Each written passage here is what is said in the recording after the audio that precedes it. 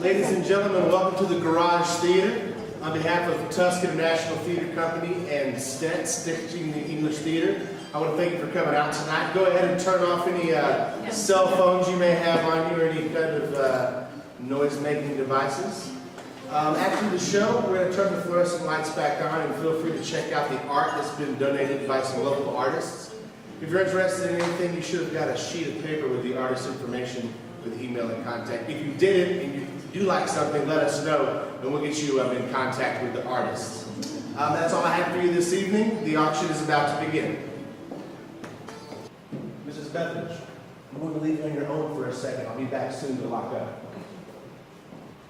There's one in the catalogue that I've seen before, but I haven't found it yet. May I ask you what it is? The necklace with the part1, the orange pink sapphire.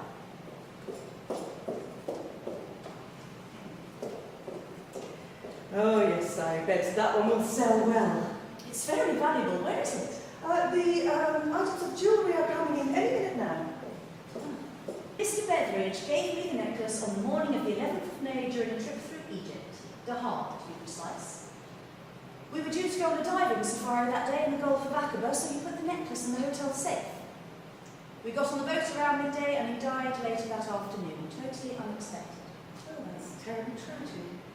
Were you able to get the necklace out of the safe? No, sadly not. The hotel management wouldn't let me anywhere near it.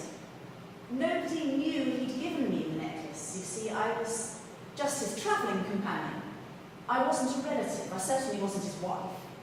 She was probably sitting at home knitting some scarf or other, totally oblivious.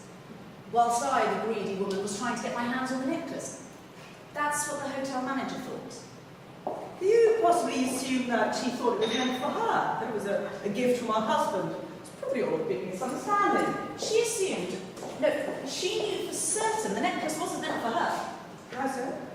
Because my initials are engraved on it together with her husband's. The necklace sits in a black leather presentation box, and inside the box there's also a note with both of our names on it. She probably still thinks it's a souvenir from her husband. He never bought her souvenirs. How would you know? I often went on trips with him. Often. Very often. May I ask you why he bought you such an expensive piece of jewellery, and if he doesn't even buy his wife a souvenir? Not even a plastic pyramid or a mini sarcophagus with Tutankhamun popping out for on the mantelpiece? Yet a very expensive piece of jewellery for his travelling companion? Yet a very expensive piece of jewellery for his travelling companion? I wasn't just his travelling companion. I was his mistress. Ah, that changes everything, doesn't it? Yes. Golly, his mistress. And I assume you've been his mistress for quite a while. You assume a lot, don't you? 10 years. 10 years? That's quite a long time, don't you think? And you knew he was married? Oh, I've always known. It's one of the first things he told me. He sounds like a truly honourable man. And it never occurred to you that she might just find out the truth about what was going on? Oh, no, he was far too efficient for that. We destroyed all the evidence before returning to Britain. Oh, how did you do that? By burning every photograph that showed us together. All the bills were paid in cash. His suits and clothes would be dry cleaned. This would prevent her from smelling my perfume. You know the kind of things. Yes, I know those kind of things. It wasn't always easy, you know, having to be so secretive about everything. I wanted to share my happiness. Just, oh no. Rule number 1 in the mistress's handbook: do not become interested in your lover's wife. Do not get acquainted with her, don't create bonds. Imagine getting to know her and liking her. Your relationship with her husband is doomed to fail. Of course. And you were never curious? Absolutely not. She lived in a different city, so we never bumped into each other, accidentally or otherwise. I've never even seen a picture of her. As if she didn't exist. Exactly. But she was there, somewhere. Somewhere far away in a different life. And he never spoke about her? Rarely. Well? Well, what? Well, I'm very curious to find out what he said about her. You don't really want to know, do you? I won't tell, I promise. Do you know, you're the first person I can talk to about Adrian. He made me solemnly swear never to discuss our relationship with anyone, far away from his wife.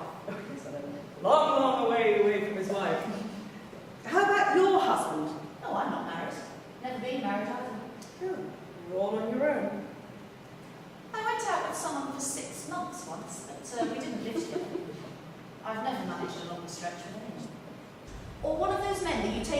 supermarket and you absolutely die when you see what they put in their shopping trolley. Have you seen what a bachelor puts in his shopping trolley? It brings a whole new meaning to you are what you eat.